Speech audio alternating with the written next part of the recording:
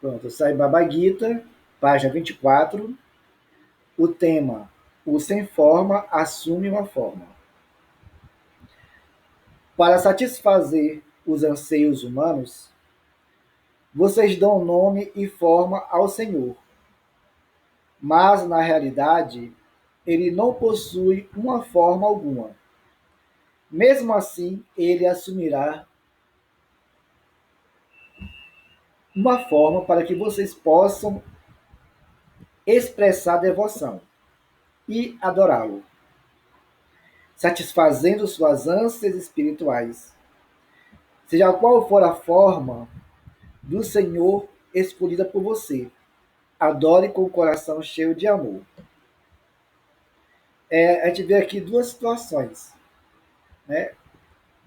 A situação de que isso ocorre muito nas religiões como a católica, as hinduístas, né, os jainistas.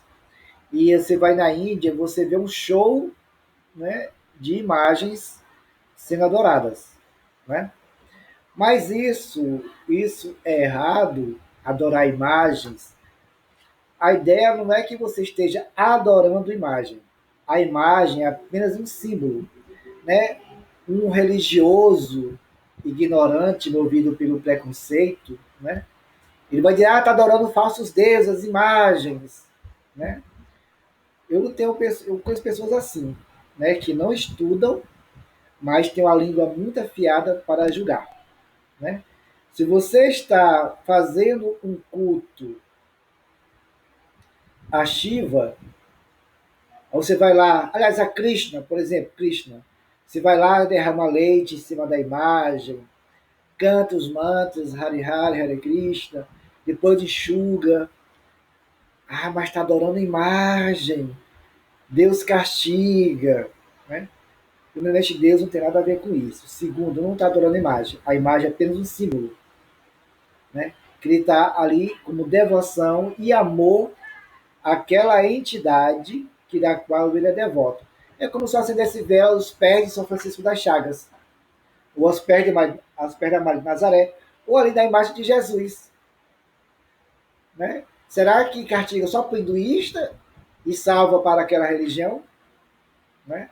A imagem é apenas um símbolo que representa aquela entidade que você tem devoção, tem amor, né? E da qual segue ali os seus ensinamentos. Então você pode denominar vários nomes. Brahman, Deus, Pai, Kali, Shiva, Ganesha, Vishnu e etc. Né? Desde que você entenda que ali é aquela entidade. Ramakrishna não era um homem culto. Ele mal sabia ler, mas sua mente estava engajada em adorar a Divina Mãe. Com o coração transbordante de amor, ele dedicou toda a sua vida a adorar a Divina Mãe. Né? A deusa Kali, aquela mulher que tem lá uma guirlanda de caveiras, né?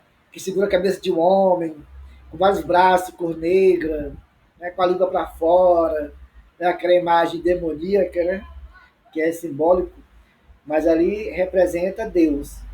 Né? Aqui no Ocidente, Deus é só pai. Deus não pode ser mãe, não pode, porque é mulher fraca. Tem que ser só Deus, só pai, porque nós somos machistas. Né? O ocidental é assim. Lá na Índia, nós aprendemos que Deus também é mulher, que é Kali. Eu passei muitos anos adorando Kali como Deus. Eu só fui ter Deus como homem, Deus quando eu cheguei aqui. Mas assim, eu ainda acho estranho, né? É difícil. Mas na Índia também, como Brahman é Deus também, né? Mas lá se cultua Deus diferente. Aqui ainda acho muito inferior a cultuação de Deus. Ramakrishna, para quem viu os filmes dele, ele não parava de forma nenhuma de cantar mantras à deusa Kali, a mãe divina. Ele tinha a imagem dela lá, tem até no YouTube, para quem for procurar, tem lá. É, filme Ramakrishna. Ele é todo preto e branco. Né? Cara, o filme é lindo, é lindo, né? Vale a pena assistir. Ele estava vivendo com apenas 5 rúpias por mês. Era o suficiente para todas as necessidades que tinha. Através de sua intensa e concentrada devoção, ele se tornou luminoso, né? Ficou iluminado, né? Hoje ele é bem conhecido em todo o mundo. Você pode encontrar centros de Ramakrishna Mission, em toda parte. Ele é honrado universalmente. Para muitos, né, que vê o filme dele ou que conhecia ele, dizia que esse cara era louco. É a bilolada da cabeça. O cara só fica cantando, gritando o nome da cara, mãe divina. Esse cara é doido, né? Aí é chamado o doido de Deus. Foi o apelido que foi dado a ele. O louco ou doido de Deus.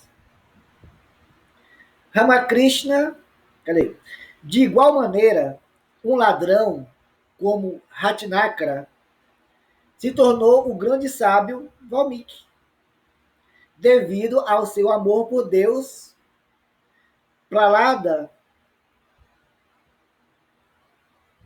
era o filho de um demônio. Mesmo assim, ele se tornou luminoso e puro com o divino amor que nutria por Deus. Hanuman, o macaco, né? Daí da mitologia, né? O Hanuman. Por repetir o nome de Rama, que era a personalidade de Deus, tornou-se um ser glorioso e é honrado em toda a Índia. Jatayu era um pássaro que, devido ao seu grande amor por Ama, emergiu do princípio divino quando chegou a hora de deixar o corpo físico. Para ter devoção a Deus, raça, credo, sexo ou qualquer outra distinção não faz a menor diferença. Todos estão igualmente aptos e qualquer um pode adorar a Deus. De um, de um pária, um mendigo, ao homem trilionário, do pecador ao santo, né? Do criminoso ao homem de bem, todos podem ali cultuar a Deus. O capítulo sobre devoção é o mais importante capítulo na Gita. Esta é a razão pela qual começamos com ele hoje. Devoção não é meramente repetir o nome de Deus. Olha só, cara. Olha, eu já vi muitas pessoas que no meu meio que para eles devoção a Deus é ir para seus templos ou dizer o nome Deus, Deus, Deus, Deus. Ao que me lembra Jesus Cristo, que quando ele diz que nem todos que dizem Senhor, Senhor, Senhor entrará no reino de Deus. Né? Então, ser devoto de Deus não é só repetir o nome dele. Ah, eu sou devoto de Deus. Todo dia eu rezo. Mas o seu dia a dia é uma desgraça. Uma desgraça para si e desgraça a vida do outro. Né? E Deus passa longe. Devoção principalmente. Devoção não é meramente repetir o nome de Deus. Trata-se de um amor puro e imortal por Deus. Esse amor é completamente sem ego em sua natureza, desprovido de qualquer desejo mundanos. É puro, permanente e eterno. Este amor divino deve ser praticado constantemente em sua vida diária. Mas, Ananda, eu quero ser devoto de Deus. Como é que eu faço? Já que tu fala que só ir a um templo religioso e rezar o nome dele não é ser devoto. Se eu não tenho essa devoção, como é que eu faço? Aí a gente tem que entender alguns pontos. Eu não sei como é devoção aqui no Ocidente, certo? Mas na Índia se começa por pequenos passos. Primeiro, se você não tem aquele sentimento, que a devoção, ele não é um querer, ele é um sentimento. Se você não tem, você tem que começar a exercitar para começar a ter. Às vezes, eu vou fazer, a partir de hoje, você devoto a Deus com a Kriya Yoga. Acaba que você vai fracassando a cada dia. Não praticou naquele dia. Aí você já, amanhã eu faço. Aí vai, depois passa mais 2. Essa devoção tá por água abaixo. Comece pelas pequenas coisas. É igual uma pessoa que não ama, mas um ator de novela que finge amar, às vezes ama mais do que você. Porque primeiro está fingindo e fingindo, no dia ele chega lá. Né? Então, como é que eu devo fazer? Um dos primeiros passos no dia a dia. Ele vai falar sobre isso, vou falar só superficialmente, tá certo? Se você vai conversar com alguém, tenha consciência que você está conversando para com Deus, o que te dá ali a noção do que você vai falar. Se você vai escutar, escute como se estivesse escutando a voz de Deus. Se você pensa em algo ou em alguém, o seu pensamento deve ter Deus. Estou pensando em Deus ou a Deus.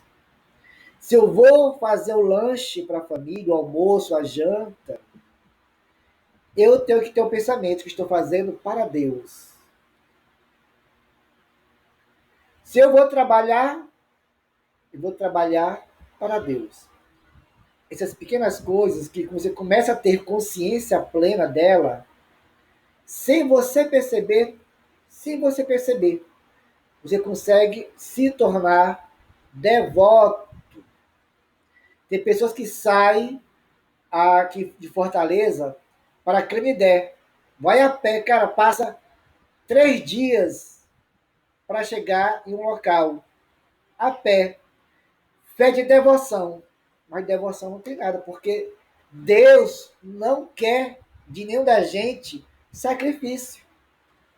É igual aquela religião da linha católica, que não me lembro o nome, que eles pegam um chicote com várias pontas, com lâminas, e fica lá se martirizando. Pá, pá, pá, para livrar os pecados. Pá, pá.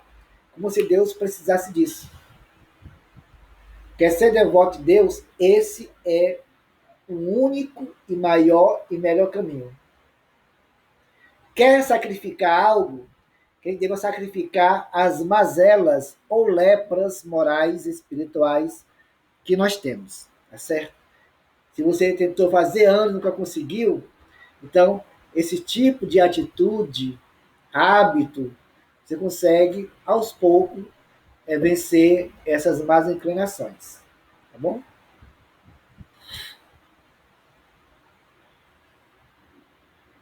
Vocês querem fazer algum comentário?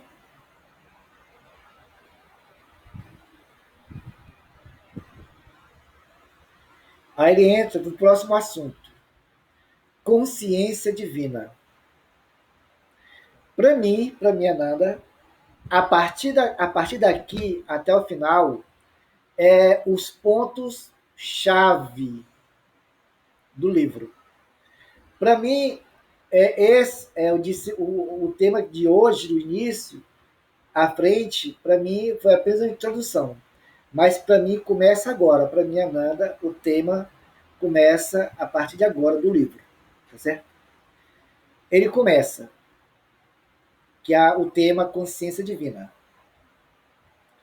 De início, você deve saber quem você realmente é.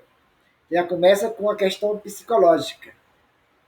Né? Às vezes, ou sempre, você nasce, né, você reencarna no corpo e um dia vai ter que desencarnar ou pela doença, acidente ou velhice doença. Mas você partiu sem ter a oportunidade ou de não ter feito o mínimo esforço para saber quem você é. Você passa toda a sua vida naquela miséria mental e espiritual, sem conhecer as suas verdadeiras potências mentais e espirituais.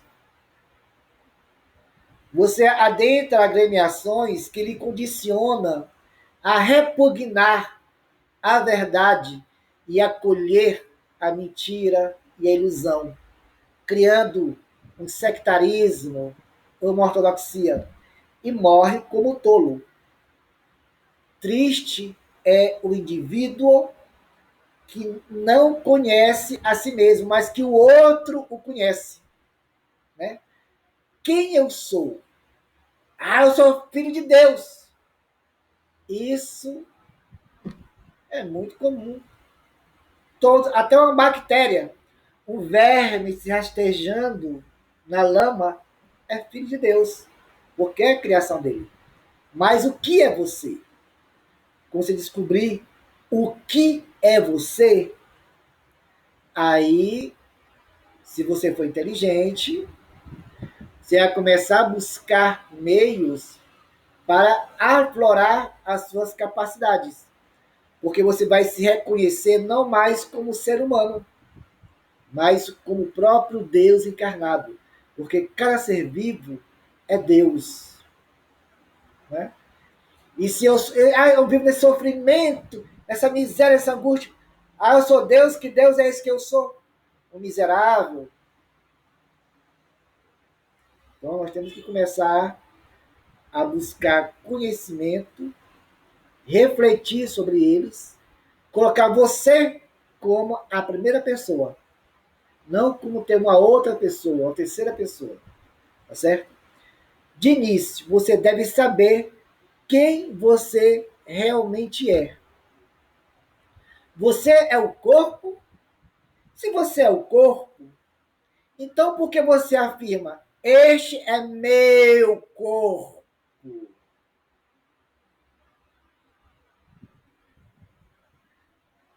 Se o chama de seu corpo, então você deve ser algo diferente do corpo.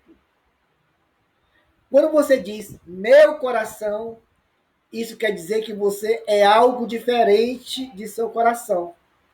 Que você não é aquele corpo.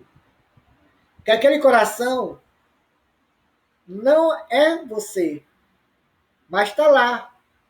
Você está utilizando para a vida, mas não é você. Não é seu. É um mistério, né? Seu coração é algo possuído por você, que é o dono. Você diz: este é meu irmão, esta é minha irmã, esta é minha mente, meu corpo, meu intelecto. O elemento comum imutável em todas essas declarações é meu, minha. Existe um verdadeiro eu que está por trás do pequeno meu, minha, o qual os origina. Mas quem é esse eu que está por trás do meu e minha? Aí nós temos um nome, aí nós temos um ser com vários nomes. Aqui, no Ocidente, chamamos de alma, que é o espírito quando encarnado, revestido nesse invólucro carnal. No Oriente, na Índia, chamamos de Atma, ou Jiva. Aqui, quando você alcança a iluminação, você diz, ele é iluminado. Na Índia, Jiva Mukta.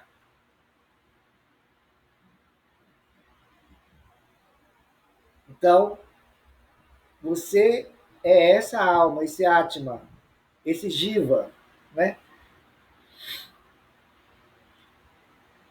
Existe um verdadeiro eu que está por trás do pequeno meu minha, o qual os origina.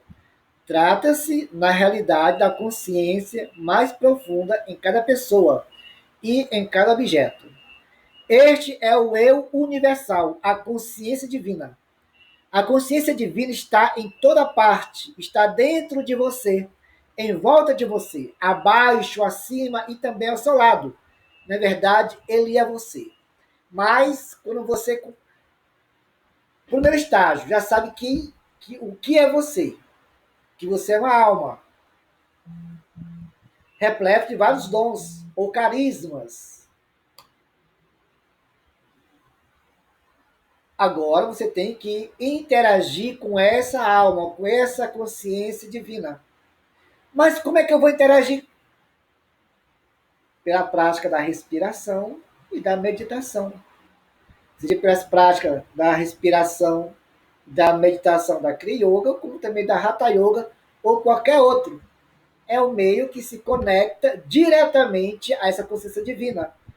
Que essa consciência divina se conecta diretamente com as dimensões sutis e que em breve dia alcançará uma consciência mais elevada e fundindo-se assim com a consciência suprema que é Deus. Então tem todos esses estágios. Mas em se reconhecer o que é você e exercitar as técnicas para entrar em contato, isso já é uma grande evolução. Já é uma grande evolução. E esse reconhecimento for sincero de verdade, não um mero intelectualismo, mas uma sinceridade, então ninguém na vida, nem Deus, nem Jesus, seja quem for, vai conseguir barrar você nas suas práticas. Porque você vai alcançá-los, você está indo na direção deles. Né? A consciência divina pode ser encontrada em qualquer lugar, em qualquer coisa no mundo. Mas, para perceber isto, a mente deve se tornar introspectiva. A meditação. Você deve ser guiado por dentro e buscar a sua própria verdade. E a verdade você só pode encontrar ela em um só lugar. Na meditação. Você não vai encontrar a verdade em religiões, seitas, grupos. Você vai encontrar a verdade nesses locais. Porque a verdade ela é individual. E você não vai encontrar a verdade em um livro. Você não vai encontrar a verdade em uma ladainha religiosa. Você não vai encontrar a ladainha em grupos de intelectuais. Jamais a verdade vai estar ali. Ela vai estar aqui. Quando você senta em silêncio, olhando para a consciência crística, o ponto entre as sobrancelhas, em profundo silêncio, estático fisicamente, e olhando Kutasta. Chega um tempo que ela vai se expandindo. Né? A verdade está localizada aí.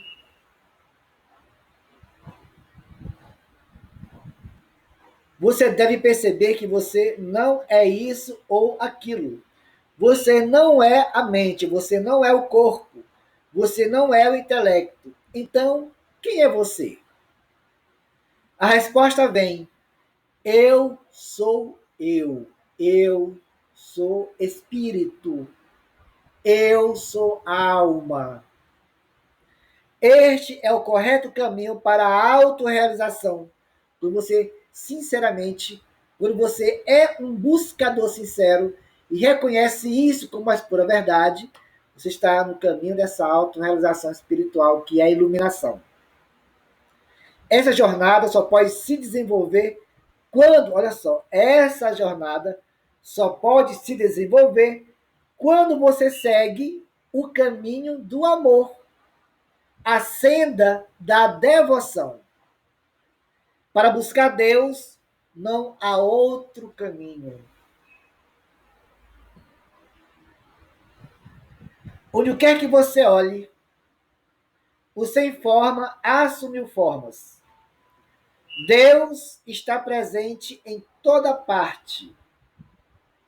Mas para que você possa compreendê-lo, ele assumiu uma forma e um nome específicos. Ele está em toda parte como a divindade sem forma. Mas, antes que possa perceber isto, você deve desenvolver amor e devoção a Deus devoção a Deus com forma. Isso é, você vai precisar de alguma imagem ou algo para reconhecer Deus e adorá-lo. Se tem essa dificuldade de adorar Ele na sutileza, no etérico, né? Você começa ali pelo mais baixo.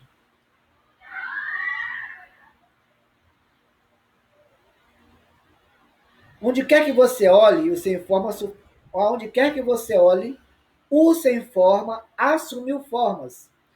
Deus está presente em toda parte, mas para que você possa compreendê-lo, ele assumiu uma forma e um nome específico.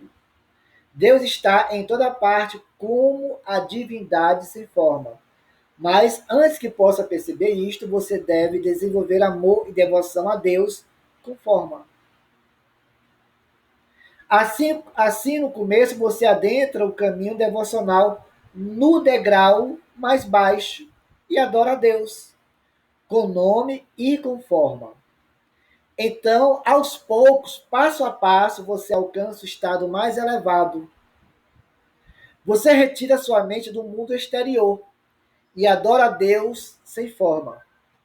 Até que, finalmente, você percebe sua própria realidade como sendo um princípio divino sem forma. Isto é a autorrealização. Deixa eu aqui dar um exemplo. A oração. Qual é a oração verdadeira? Será que existe oração verdadeira? Será que a oração verdadeira é aquela que você diz em voz alta, Senhor, Senhor, Senhor?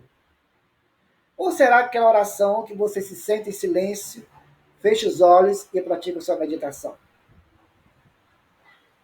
É comprovado existencialmente que as preces labiais muda quase ninguém. Você faz a sua prece ali pedindo Deus paz, harmonia, coragem, força para combater as suas más tendências. Terminou a prece, em 30 minutinhos tu tá lá xingando o outro, enganando. E aí? Mas é comprovado existencialmente, cientificamente, que a meditação transforma.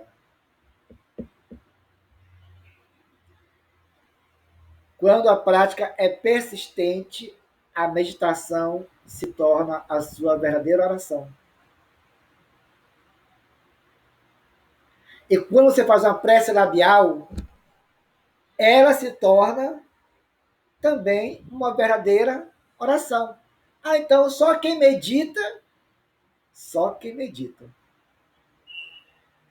Você na prece labial, você pode ter alguns momentos de tranquilidade, serenidade. Você pode receber alguma intuição, porque o canal está aberto.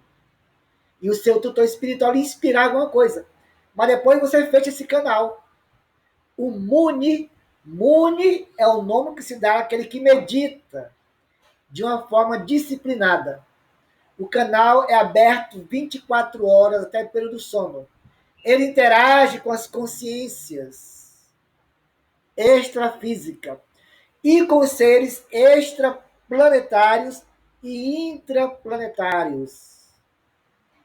Ele constantemente estudando, refletindo, contemplando a natureza, ele capta as informações. Esse é o verdadeiro Muni, a meditação, a verdadeira oração.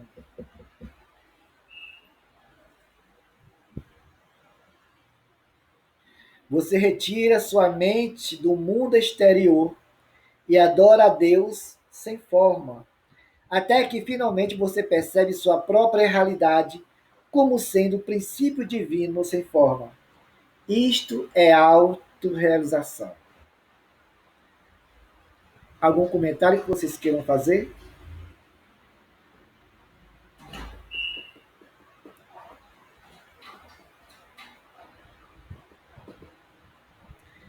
Trabalho, adoração e sabedoria é o novo tema. Sem flores, não pode haver frutos. O processo de maturação das flores em frutos verdes e depois em frutos maduros pode ser comparado ao processo de autorrealização. O estágio da floração corresponde ao caminho do serviço. Quando avançamos para o estágio dos frutos verdes, é o caminho da devoção.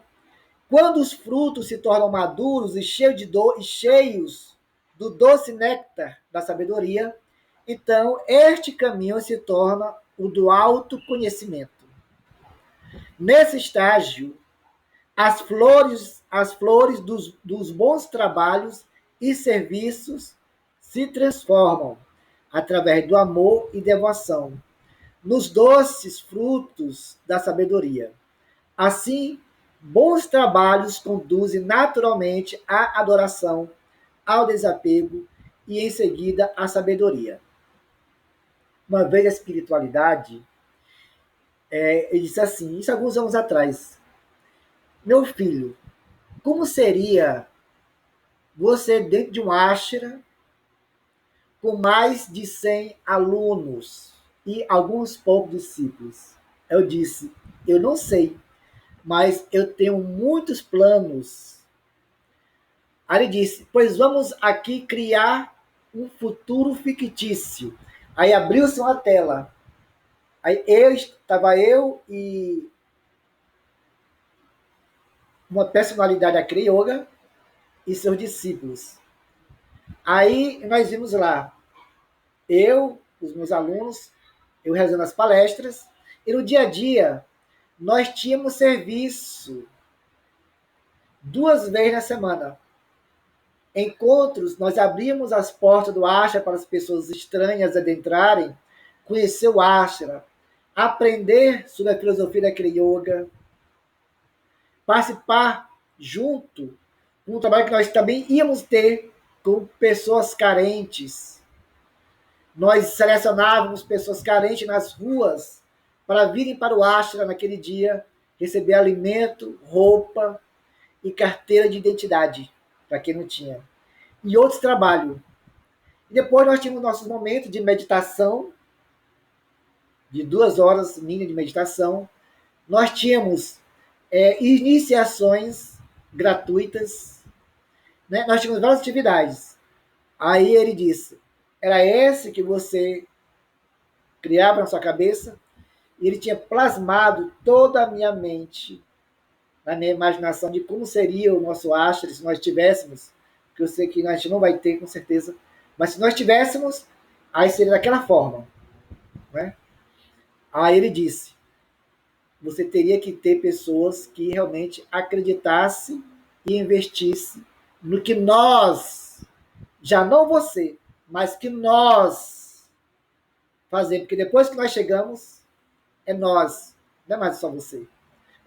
Essa equipe espiritual, eu queria muito que, era o meu desejo na época, mas a maior parte dos meus alunos são vacilão. Aquele curso de viagem astral era mais para os meus alunos, para conseguirem sair fora do corpo e ter contato com eles e aprender o Bhagavad Gita, a Kriya e outras escrituras com o próprio Lahiri Mahashaya, com o Babaji, que trabalha hoje conosco na fraternidade, e a sua equipe. No momento, eu sou o único que tem acesso, mas o meu desejo era que todos tivessem. Né? Na jornada espiritual, não basta apenas adorar, você deve se engajar em bons trabalhos. Contudo, seu trabalho irá se transformar em adoração quando você regar cada ato com amor por Deus e oferecer todos os seus trabalhos a Ele. Enquanto você está nesse mundo, você deve engajar-se no trabalho, Isso é, enquanto está nesse mundo, não é só o seu trabalho profissional, de ganhar ali o seu salário e levar comida para o lar, mas um trabalho onde você possa cuidar do outro sem nada desejar em troca, né? O chamado trabalho assistencial ou trabalho social, né? Que é aquele trabalho caritativo. O trabalho é muito importante para os seres humanos. É através do seu trabalho, de seus trabalhos, que vocês aprendem a harmonizar pensamentos, palavras e ações. Para as grandes almas, pensamentos, palavras e ações estão sempre harmonizados. Isso é, palavra e trabalho são sempre exemplo. Você é o exemplo daquilo que você fala. Mas comumente estamos acostumados a não termos nenhuma autoridade moral em 90% do que falamos. Aí você terá ali a autoridade moral naquilo que você realiza no dia a dia, pautado na verdade. Né? No começo, quando ainda há grande quantidade de desejos, você não será capaz de trabalhar sem o desejo de gozar os frutos. Olha só. No começo, quando ainda há grande quantidade de desejos, você não será capaz de trabalhar com o desejo de gozar os frutos. Mais tarde, no entanto, você irá se tornar totalmente sem ego e despreocupado com os resultados de seu trabalho.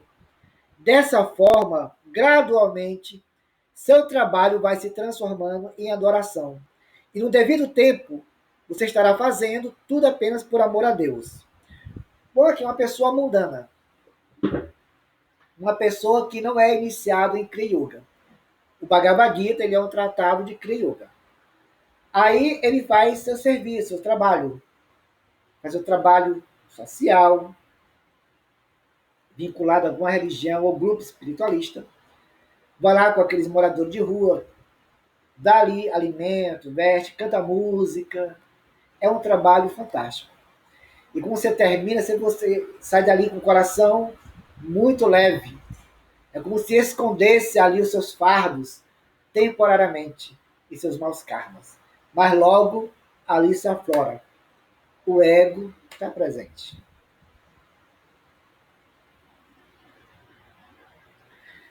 Aí você se inicia em Kriya Yoga. Eu digo Kriya Yoga porque é um caminho mais rápido para alcançar Deus. E é considerado superior. Aí, Mariazinha, que tinha aquele trabalho belíssimo, se inicia na Kriya Yoga. Ela se torna devota das práticas. Todo dia pratica lá 2 horas por dia, 3 horas por dia. E ela sente que no primeiro dia que ela praticou com tempo grande, ela sente os fluxos da mente trabalhando menos. Ela consegue ver espaços que dá a ela o quê? Serenidade, desapego, despreocupação com as futilidades que nós se preocupamos no dia a dia. Aí ela consegue perceber que com os tempos de prática, com os meses de prática, aquele trabalho que ela tinha teve um outro sabor, uma outra vibração, teve uma outra qualidade, mais pura, teve uma certa beleza, um certo encanto, uma certa energia divina que proporcionou a ela, durante dias, um estado de harmonia com os planos mais altos. Teve uma demora maior para o ego se manifestar. E cada vez que ela vai se aprofundando, vai se manifestando os frutos e o perfume da prática. Cara, para quem pratica isso todo dia, de 2 horas em diante, sabe o que é que eu estou dizendo. Vai entender o que eu estou dizendo. Mas se você não pratica, você está apenas entendendo as palavras. Mas a essência você não consegue sentir. Mas isso é fantástico.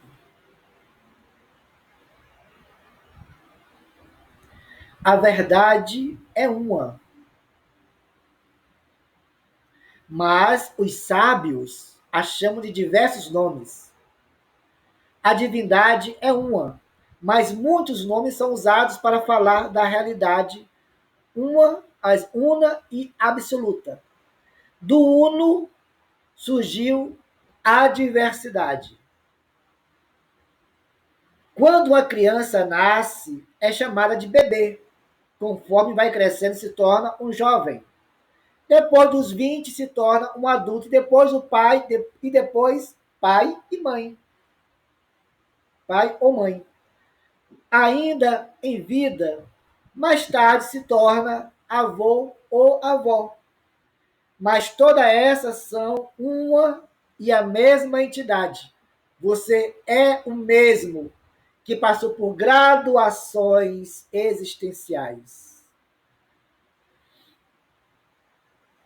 Quando perceber essa unidade e permanecer firmemente estabelecido na única divindade subjacente a todos os nomes e formas que mudam, você terá atingido algo realmente vale a pena. Isso é, vale a pena o esforço.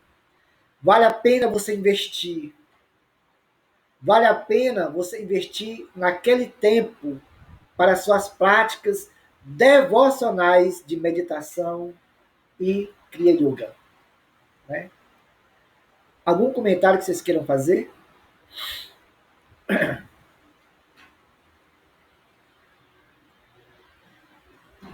A extinção da ilusão é o próximo tema. Tenha um claro entendimento da Gita. Eu vou pegar aqui um livro, só um minutinho.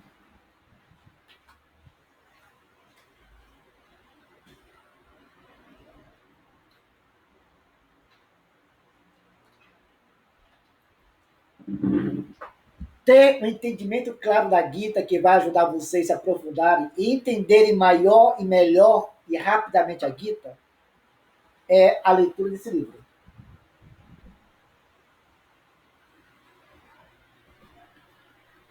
Ensaio sobre a Gita, a canção do bem-aventurado. Uma visão espiritual mais ampla sobre o Bhagavad Gita, o texto clássico do hinduísmo, a sua importância para o mundo atual. Sri Aurobindo, ele foi um Siddha quando ainda vivo. Esse livro vale a pena, você vai encontrar ele na Amazon. Né? Comprei isso aqui na Amazon. Aliás, comprei isso aqui numa livraria aqui em Fortaleza. Esse livro é fantástico, viu? Você lê lá, você lê o livro Deus Fala com Arjuna, do Yogananda, estuda esse daqui também, aí você vai ter esse livro aqui como um suporte, é perfeito, certo? Tenha um claro entendimento da Gita em seu coração. Qual é a essência dos ensinamentos da Gita? Né? Qual é a essência dos ensinamentos da Gita? Será que Jesus Cristo, quando ensinava, quando pregava, né? Será que ele estava ensinando o Bhagavad Gita? Será que ele estava ensinando os Vedas, os Shastras, os Sutras de Patanjali? Será que ele estava ensinando ali sobre o Shiva Sutra? Ele estava falando sobre tudo isso, em palavras mais claras. Né? Ainda foi assim mal compreendido. Jesus, quando vivia com os essênios, durante anos, né, ele foi se preparar para a sua missão messiânica. Essene era o filho de Moisés, o que fundou os essênios. Né? Essene foi uma das reencarnações do mestre Ramatiz, certo? E Jesus conviveu ali aprendendo com aquelas pessoas e teve contato com a Kriya Yoga, que era outro nome, era chamado Antikarma. Antikarma era o nome na época de Jesus, o nome da Kriya Yoga. Tanto que os apóstolos Paulo e Pedro eles também aprenderam também Kriya Yoga com o próprio Jesus Cristo. Né? E se retiravam para fazer suas práticas. Lá na Bíblia fala diferente, né? Porque ali tem cunho religioso que muda as coisas, né? Infelizmente. Mas Jesus teve contato com tudo isso, ensinava isso junto, de uma forma mais clara, né? Não enigmática, mas muito clara, né? Se você ler Bhagavad Gita e esses outros livros, vai ler o Evangelho de Jesus, cara, tudo que está ali no Evangelho de Jesus está tudo aqui também, só que em palavras diferentes. Da mesma forma, outros acham que é o caminho do conhecimento e da sabedoria, mas essas são verdades parciais. A Gita se inicia com um verso cuja primeira palavra é Dharma. Só dá vários nomes para Dharma, certo? Que significa dever ou ação correta, ou trabalho, ou coragem, certo? Ou confiança. Isso é Dharma, né? O verso conclusivo da Gita termina com a palavra meu. Quando essas palavras são unidas, forma meu dever ou meu trabalho, o meu Dharma. Essas palavras resumem todo o ensinamento da Gita. Você sai de casa para o seu trabalho, esse é meu Dharma. Você cuida do lar, da família, esse é meu Dharma. Não é karma, é Dharma. É seu dever, seu trabalho. Né? Isso quer dizer que você deve realizar seus deveres prescritos até os limites da capacidade humana para a excelência e perfeição. Isso é, de você realizar aquilo com muita excelência para que possa chegar à perfeição. As minhas práticas de cria é meu Dharma, que eu tenho que realizar e fazer com excelência e devoção para que as práticas sejam perfeitas. Fazendo o trabalho apropriado à fase da vida em que você se encontra. Sendo um estudante, estude bem suas lições. Sendo um chefe de família, mãe ou pai, faça seu trabalho e cuide das responsabilidades de sua família de maneira apropriada. Sendo um aposentado, faça os deveres apropriados a esse estágio da vida. Não é só você estar na calçada, observar tudo passar e esperar a morte chegar. A gente vê muito por aí, né? Está na aposentadoria, vai estudar, ler livros, vai meditar, se engajar em algum trabalho social. Né? E se você renunciou ao mundo para se engajar na contemplação da realidade, então firme-se nesse caminho. Isso é, se você renunciou às suas fantasias, às suas ilusões, festas, bebedeiras, cigarretes, drogas, tá junto de pessoas que compartilham das suas mesmas fraquezas, que não contribuem nada na sua evolução, na sua felicidade, né? Você renunciou a essas pessoas, né, para se engajar em dever apropriado a esse estágio da vida. Isso é, para apenas dedicar a Deus as suas práticas espirituais. Então faça isso valer a pena com excelência.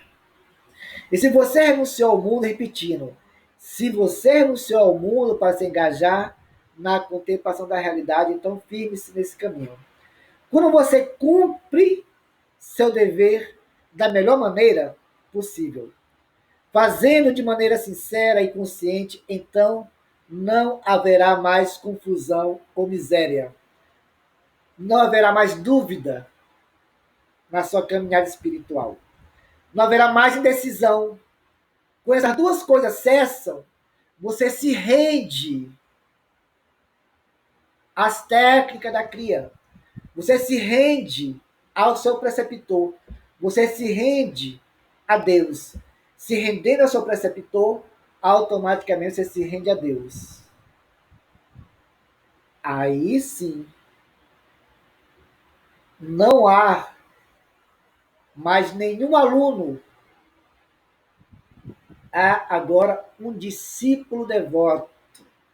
Cara, essas passagens, não sei se vocês estão entendendo. O que ele está dizendo aqui é um início para chegar no final. Ele está contando, ele está falando aqui de estágios para chegar ali. Saindo da condição de aluno para discípulo, discípulo para devoto. Ele está falando de estágios.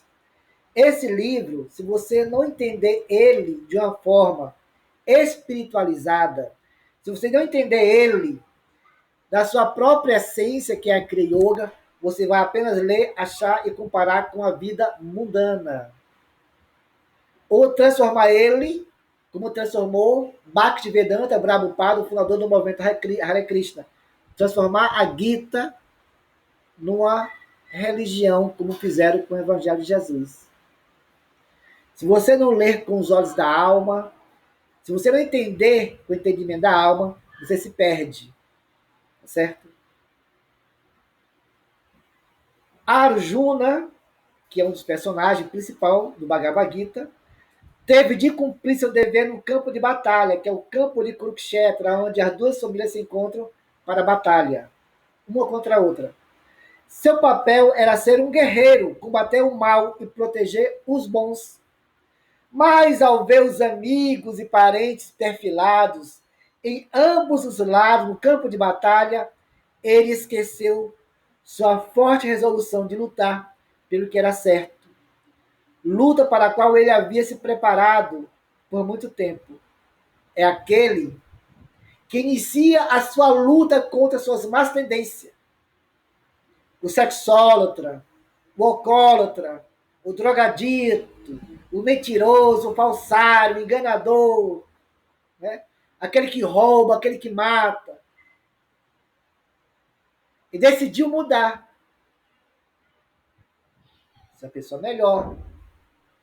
Mas acaba que no caminho ele não consegue. Ele se rende às suas más tendências. É o covarde. Krishna se acovardou. Ele se preparou, mas no começo ele se acovardou. Nossa, vou ter que matar meus tios, matar meus irmãos, aí matar meus primos, amigos. Vou ter que matar meu professor que me ensinou. Eram os Gauravas e os Pandavas. Aquela família representa a mente. Arjuna e a sua família representam o coração. É a batalha, a luta épica entre o coração e a mente. O bem e o mal se degladiando e nós fracassando. Pequenas vitórias e uma grande quantidade de derrota. Ele se tornou cheio de apegos e ilusão e largou seu arco no chão. É como se o arco pesasse 1000 quilos. Ele sentou, tomou a cabeça. Meu Deus. E agora? Eu não tenho força, não tenho coragem. Era o pensamento de Krishna, né? Ele abandonou seu dever e se tornou miserável. Krishna ensinou a Arjuna como se livrar do desespero, aderindo ao dever prescrito. Krishna ensinou a Arjuna a verdade sobre o ser imortal e mostrou que seu dever era seguir as propensões internas do Senhor, que estava dentro do coração. Foi quando Krishna iniciou Arjuna em Kriya Yoga, em Atmarama, naquela época de Arjuna. Kriya Yoga chamado de Atmarama naquela época. Que o mesmo não se deu à era de Rama. Foi quando ele começou a falar sobre os ensinamentos da Kriya, a devoção a Deus, a batalha contra os seus egos, a sua autocovardia. E ele ensinou também, na época também, além de Atmarama, era chamado também de Raja Yoga. Raja Yoga é Kriya Yoga dentro aqui do Gita. Quando Krishna terminou seus ensinamentos, ele perguntou a Arjuna: teus apegos e ilusões desapareceram?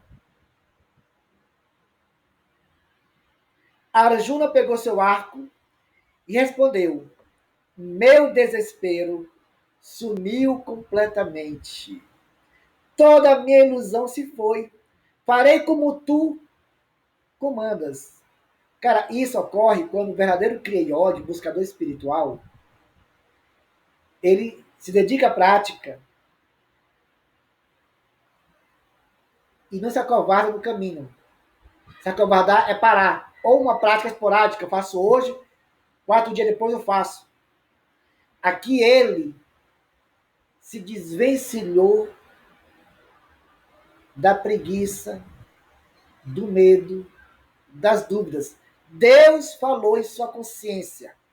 Coragem. Desperta. E ele pegou seu arco. A partir de hoje, a minha devoção será ao Senhor. Então seria mais ou menos isso a interpretação dessa coragem depois do ensinamento de Krishna. E ele se rendeu a Deus. Tudo que Deus pedia, ele fazia. Krishna é a personalidade Brahma encarnado na época, né? Enquanto estiver iludido, você estará no estado de escravidão. Olha só, cara. Isso se refere a uma grande e gigantesca parte da raça humana.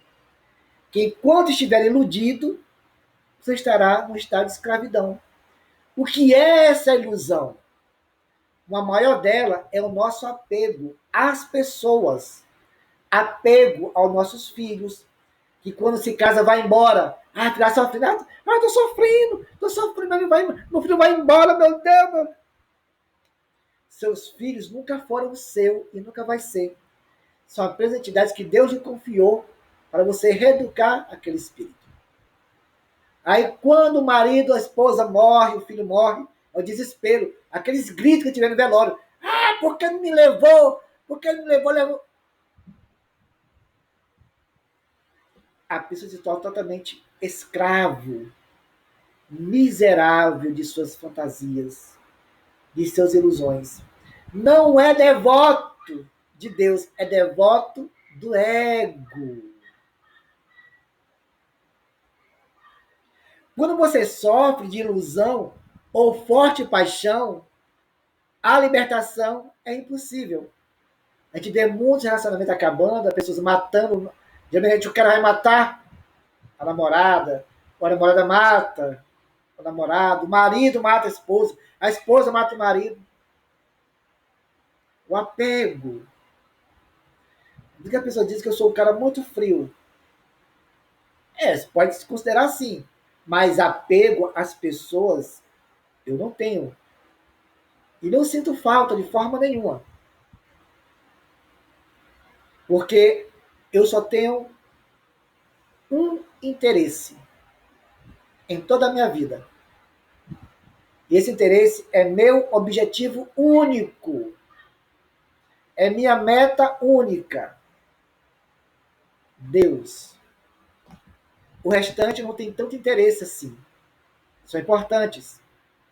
Convivemos, mas não devemos nos apegar. Porque um dia aquele outro vai embora. Aquela outra vai embora. Um dia aquele morre, aquele outro morre fisicamente. E você depositou toda a sua vida naquilo. O sofrimento, a angústia, a depressão e depois o suicídio.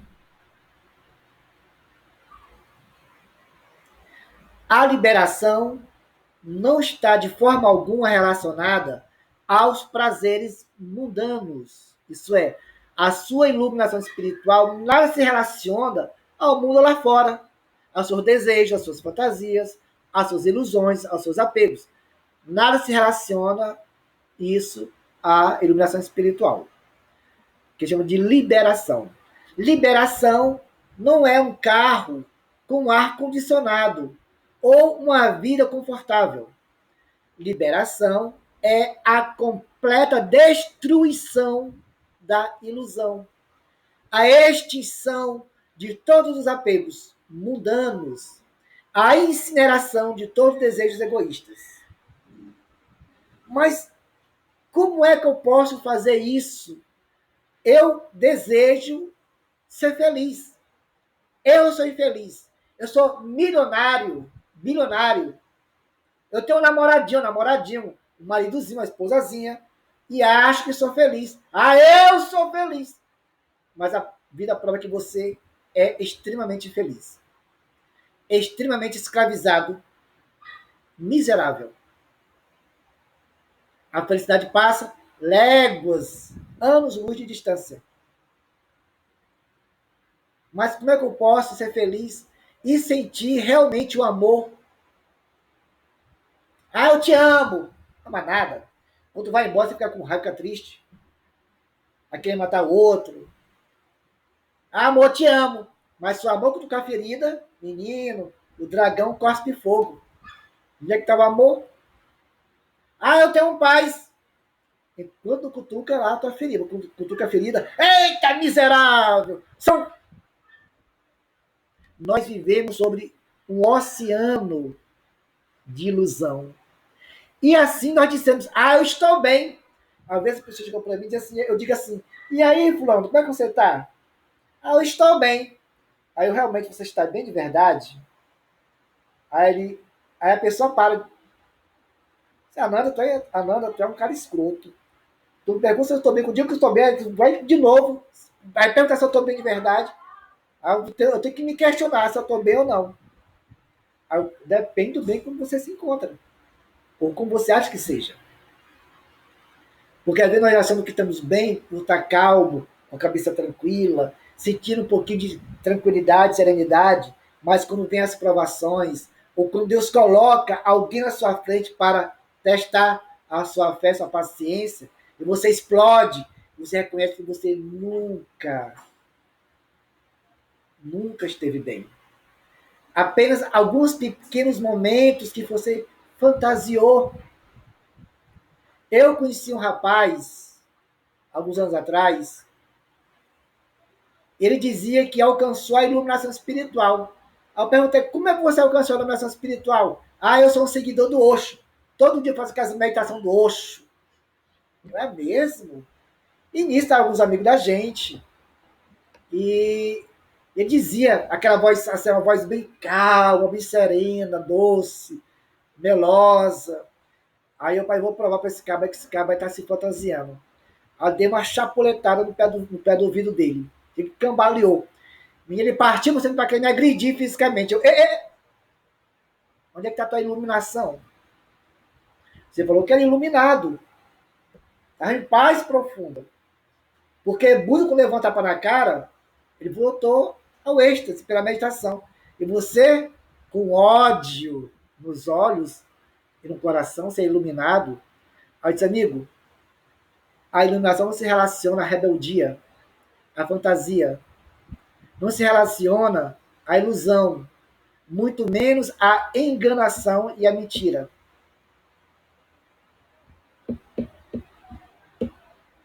Hoje ele é meu aluno há 6 anos em Kriya Yoga. Hoje ele sente a paz. Liberação ou libertação. Ou samadhi. Você só vai amar, você só vai sentir o amor de verdade, que é sinônimo de felicidade de verdade. Só vai sentir paz de verdade quando você alcançar a iluminação espiritual. Fora isso, as nossas ilusões e as nossas fantasias. Ou alguns sentimentos verdadeiros que nós não conseguimos definir o nome, nós chamamos de amor. É feio? Pelo contrário, é muito bem aceito e muito bonito. Quando é verdadeiro. Quando não é, aí é feio. Certo?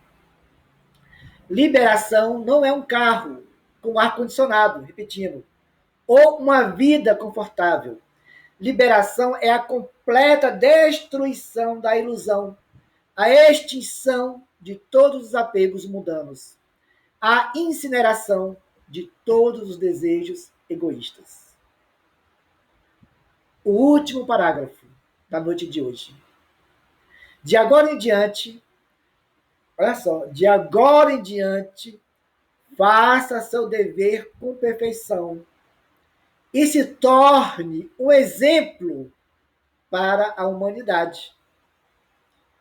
Repetindo, de agora em diante, faça seu dever com perfeição e se torne um exemplo para a humanidade. Aplique os ensinamentos da Gita, do Bhagavad Gita, em sua vida diária e seja abençoado com graça. Não sejamos hipócritas, como tem muito por aí, tanto no meio védico, católicos, cristãos, hinduístas, que leem aquilo, explana belíssimamente a Gita, o Evangelho, ou outra escritura sagrada. Mas por dentro é uma desgraça. É um sepulcro caiado, mas podre por dentro, como dizia Jesus. Não é exemplo no que fala. Não tem nenhuma autoridade moral naquilo que explana e que ensina a outro. Você só pode falar, ensinar, orientar, guiar outro se você for exemplo. Se não é exemplo, diga, olha, eu não sou exemplo do que eu vou lhe ensinar, mas não funciona comigo ainda. Talvez funcione com você o que eu vou lhe dizer. E isso é ser honesto, ético, sincero. Muitos de vocês estão apenas perdendo tempo. Muitos de vocês estão apenas perdendo tempo. Comece hoje a reformar a si mesmo. Você perdeu tempo até hoje, comece a sua jornada a partir de agora. Não perca tempo. Tempo é Deus. Todos os dias, dedique algum tempo a esses ensinamentos sagrados e contemple seu significado interno. Uma vez entendido, ponha os ensinamentos em prática. Eu já venho dizendo isso há anos, amigos, alunos, porque se a gente não coloca isso em prática, vamos ser apenas tolos intelectualizados, como tem muito por aí. Rico em conhecimento, aquele cara ali é sábio, né? O cara lê, estuda, pesquisador intelectual, rico nas palavras, que às vezes você tem que pegar um dicionário para traduzir. Mas ali, cara, não tem nada, é vazio. É só blá, blá, blá, blá. A língua é ladina, a mente é ladina. Não há ali nenhuma autoridade, nenhuma moral. Ele pede, pratique aquilo que você está aprendendo, que você está lendo, reflita e vivencie. Eu tenho mais afinidade com o Bhagavad Gita do que com o Evangelho. Eu passo horas lendo e refletindo o Bhagavad Gita. E faço o meu Evangelho lá uma vez na semana. Porque ali não há nenhuma diferença entre um e o outro. Não há diferença entre a Gita e o Evangelho. É a mesma coisa, em palavras diferentes. Uma vez entendido, ponha os ensinamentos em prática. Só assim você será capaz de viver uma vida sagrada, uma vida de pureza e perfeição, que é a característica de um verdadeiro ser humano.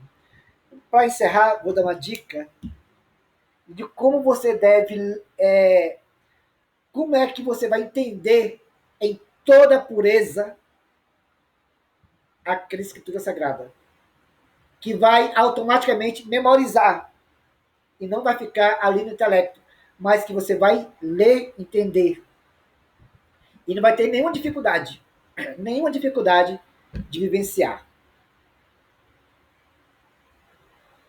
A Kriya Yoga. Sou suspeito de falar isso, porque eu sou iniciado nos 4 níveis e ensino outra pessoa. Mas é a Kriya Yoga que vai lhe favorecer a entender em diversas dimensões um parágrafo e não vai ter nenhuma dificuldade de vivenciá-la. Se você é um buscador sincero, a sua prática de cria, ela é devotada a Deus. E quando você lê uma escritura sagrada como essa, porque essa aqui é uma escritura sagrada, é o Bhagavad Gita. Aí você, puxa vida, como tudo é tão fácil, mas a minha preguiça mental, a minha preguiça física, me impedia de ver dimensões além da minha ignorância, da minha cegueira espiritual. Eu coloquei toda a minha vida uma venda para não ver a verdade, porque as fantasias, as ilusões me alimentavam, me fazia bem. Eu dava gargalhada, chega a chorar de alegria. Tudo baseado em uma mentira, em um jogo. Mas agora que eu estou entendendo, penetrando no meu mais profundo ser, nos meus dharanas de cria e da meditação, eu vejo tudo hoje muito claro. Eu olho para aquele, ele nem precisa abrir a boca. Eu já sei tudo que está na sua mente. Tudo que expele energeticamente do seu corpo. Eu em casa não preciso saber o que se passa lá fora, porque eu em casa eu posso saber tudo do mundo. A minha consciência ela se expande a várias cidades, a outros países, se eu apenas estando em casa. A Kriya Yoga, gente, para quem é meu aluno, até o momento, até o momento, não saborearam ainda a Kriya Yoga. Não saborearam ainda a meditação Kriya. Porque quando saborearem, eu vou saber. Eu faço questão de ir até a pessoa, me materializar e ensinar como fazia meu guru e como fazia até hoje meu guru na vida após a morte. E como ele fazia com seus discípulos que moravam longe, mas que moravam no ashram. Ele se materializava na projeção astral e ensinava as filosofias e Kriya Yoga por horas e horas, materializadas espiritualmente para aquele aluno ou um grupo de alunos. A gente cansava de ver ele no transe em Samadhi, mas materializado em outro local. Eu, no dia que isso acontecer, eu faço questão e treinar aquele ou aquela para assumir o meu lugar quando eu partir para a pátria espiritual. Né? Eu espero que alguns surjam, que desse broto, dessas sementes, ela comece a se aflorar. E quando começar a crescer e dar suas primeiras folhas, aí eu vou aguar todos os dias para que cresça e gere flores e frutos. E até na minha vida após morte, eu me materializar e ensinar. Né? Quando você alcança os seeds pela cria, você consegue fazer tudo. Algum comentário, gente, que vocês queiram fazer para nós finalizarmos?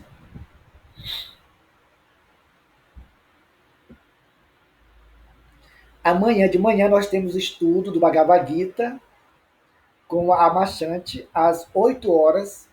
Começamos com a meditação, a prece, em seguida a leitura, né, a exploração e os pequenos debates quando há. Tá bom?